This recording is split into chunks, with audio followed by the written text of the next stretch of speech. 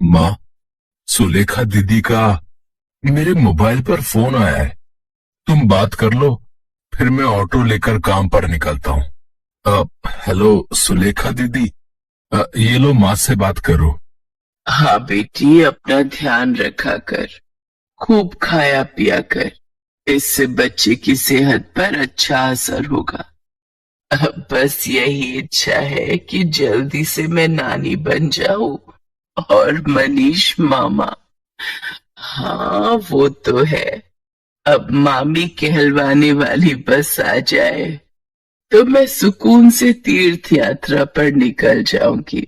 नहीं नहीं, अपने नाती पोतों को खिलाकर ही तीर्थ यात्रा पर जाऊंगी।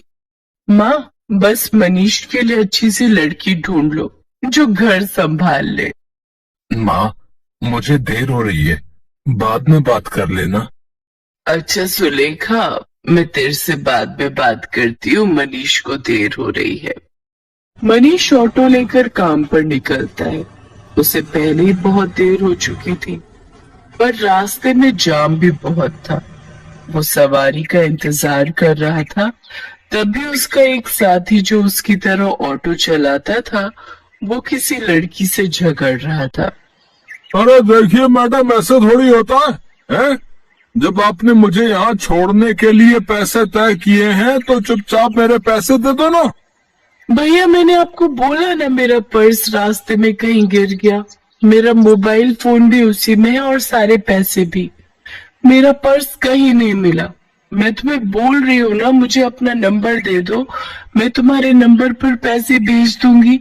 अभी मुझे देर हो रही है, मुझे सामने होटल में एक फंक्शन में पहुंचना है। अब क्या हुआ निरंजन, लड़ क्यों रहे हो सुबह सुबह? अरे देखना यार, सुबह सुबह पहली सवारी मिली और वो भी मुझे पैसे देने के लिए मना कर रही है। इन मैडम का पर्स कहीं खो गया है और मुझसे कह रही है कि पैसे बाद में देंगी। अरे ऐसे थोड़ी होता है भाई। कोई बात नहीं निरंजन, कभी कभी किसी की परेशानी को भी समझना चाहिए।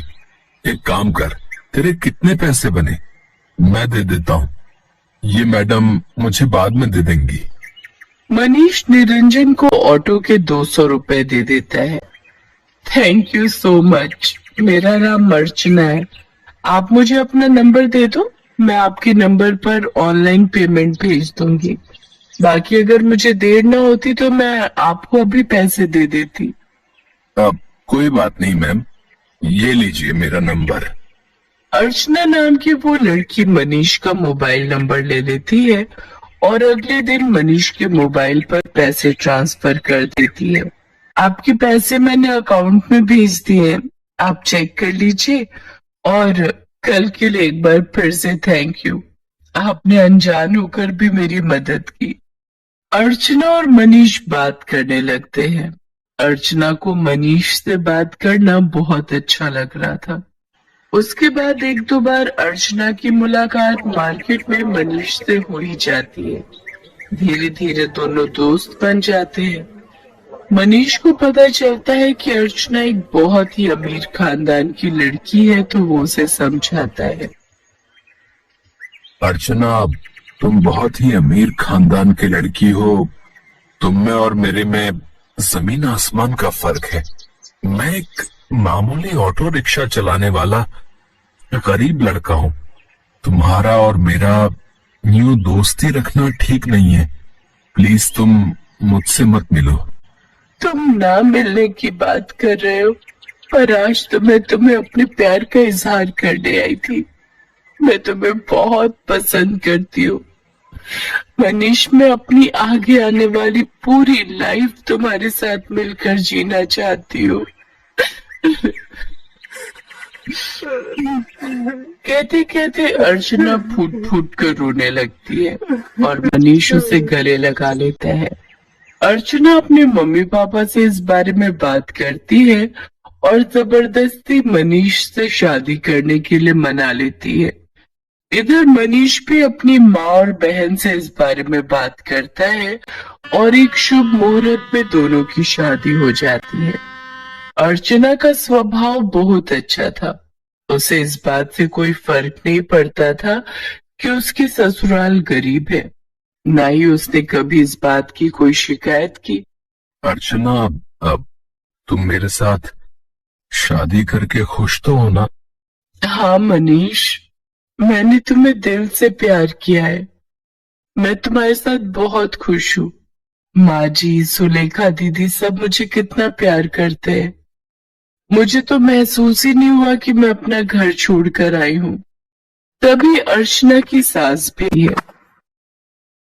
जीती रहो बहू, हम बहुत भाग्यशाली हैं कि इस घर को तुम्हारे जैसी बहू मिली।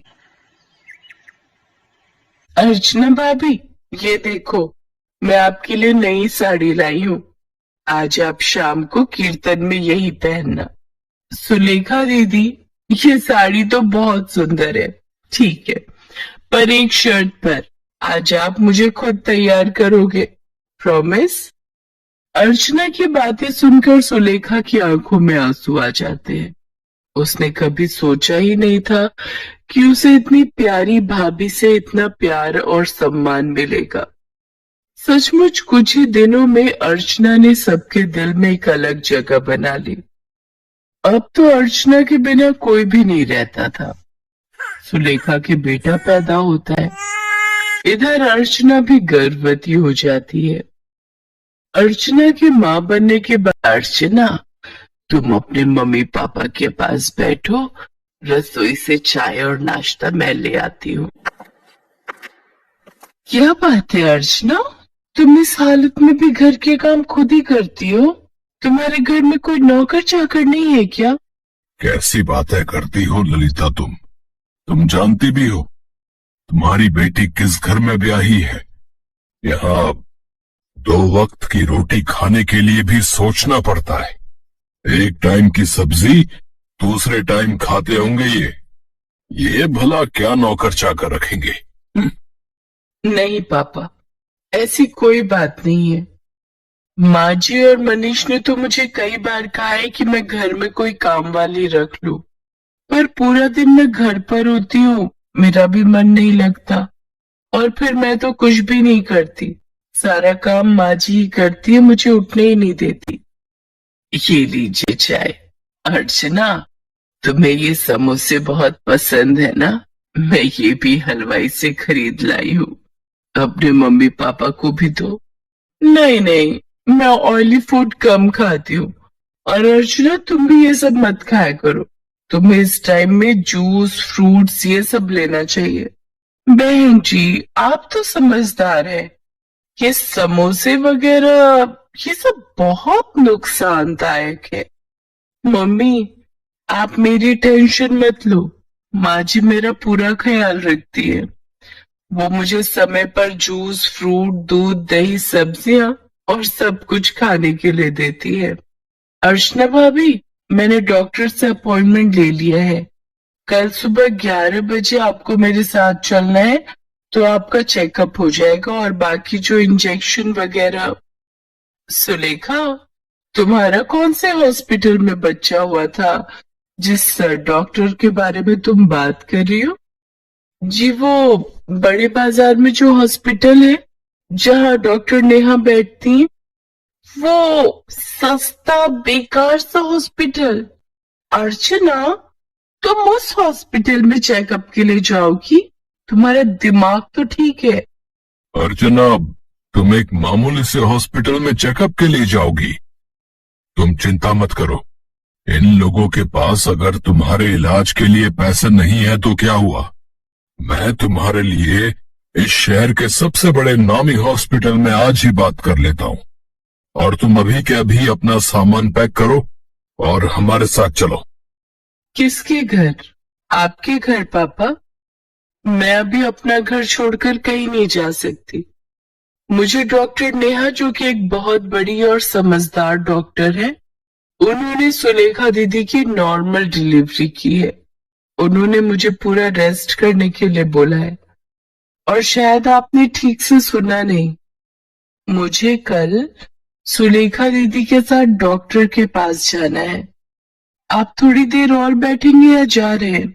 क्योंकि अभी ना मनीष आने वाले हैं वो शहर में एक नया रेस्टोरेंट खुला है, वहां पर मेरी फेवरेट आइसक्रीम मिलती है।